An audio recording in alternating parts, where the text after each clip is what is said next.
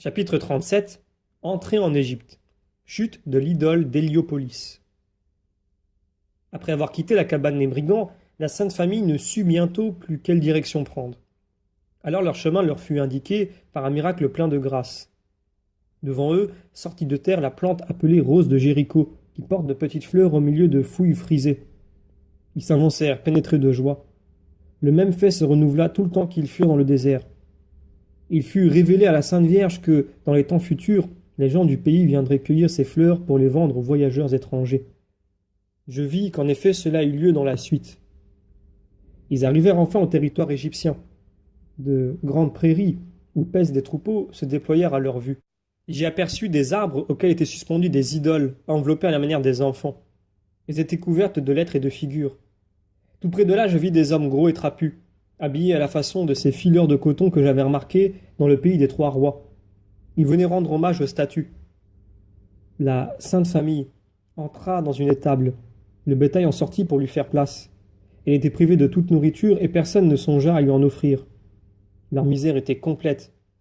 Marie ne pouvait presque allaiter l'enfant Jésus. Enfin, quelques bergers vinrent abreuver leurs troupeaux, et vaincus par les pressantes sollicitations de saint Joseph, ils lui donnèrent un peu d'eau. Les saints voyageurs traversèrent un bois en se traînant péniblement. À peine en étaient-ils sortis qu'ils virent un palmier très élancé dont la cime était couverte de dattes. Marie, s'en étant approchée, pria et leva l'enfant en l'air. Alors l'arbre, comme s'il eût voulu s'agenouiller, courba sa tête devant eux, de manière qu'ils purent cueillir tous ses fruits, après quoi il resta dans cette position. Depuis la dernière station, plusieurs vagabonds suivaient la Sainte Famille, et Marie donna des dattes à des enfants nus qui couraient après elle. À un quart de lieue du palmier, ils arrivèrent à un grand sycomore, d'une grosseur extraordinaire. Comme il était creux, ils s'y cachèrent, et échappèrent ainsi aux gens qui les suivaient. Cet arbre leur servit de gîte pour la nuit suivante. Le lendemain, ils continuèrent leur marche à travers un désert sablonneux. Depuis longtemps, il manquait d'eau, mais la Sainte Vierge implora Dieu. Aussitôt, une source abondante jaillit à côté d'elle et arrosa le terrain d'alentour. Ils se rafraîchirent. Marie lava l'enfant. Joseph abreuva l'âne et remplit son outre. Des lézards énormes et des tortues s'approchèrent aussi pour se désaltérer. Ils ne firent pas de mal à la Sainte Famille et la regardèrent même avec un air de douceur. Le terrain qu'arrosait cette source fut merveilleusement béni. Bientôt, il se couvrit de verdure et d'arbres. À Baume, de sorte qu'à son retour d'Égypte, la Sainte Famille put déjà en recueillir. Ce lieu devint plus tard célèbre comme jardin de Baume. Plusieurs personnes s'y établirent, entre autres la mère de l'enfant qui avait été guérie de la lèpre. Joseph et Marie, s'étant rafraîchis auprès de la source, s'avancèrent vers une grande ville, en partie dévastée et d'une architecture singulière. C'était Héliopolis, aussi appelée On. Denise, l'aéropagite, y demeurait au temps de la mort de Jésus.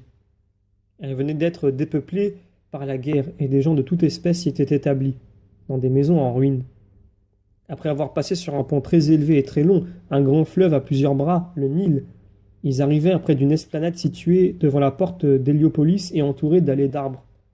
J'y remarquai une grande idole à la tête de bœuf, qui tenait dans ses bras un enfant emmailloté. Des bancs de pierre étaient disposés autour de la statue et les gens de la ville y plaçaient leurs offrandes.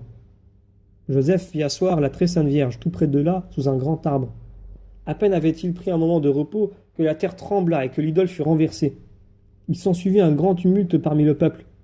Beaucoup de gens, employés à la construction d'un canal, accoururent en jetant les hauts cris. Cependant, un brave ouvrier conduisit la Sainte Famille en toute hâte vers la ville. Ils avaient déjà quitté le lieu du désastre lorsque le peuple les remarqua. On leur attribua la chute de la statue, et bientôt ils furent entourés d'une foule qui les accablait d'injures et de menaces. Mais cette scène ne dura pas longtemps, car la terre trembla de nouveau. Le grand arbre fut abattu et déraciné, et le sol, où se dressait auparavant la statue, devint un bourbier d'eau noirâtre dans lequel elle s'enfonça jusqu'aux cornes. Quelques-uns des plus méchants, parmi cette foule furieuse, furent aussi engloutis dans ce gouffre bourbeux. La Sainte Famille entra tranquillement dans la ville et s'installa dans un édifice abandonné, à côté d'un grand temple d'idoles.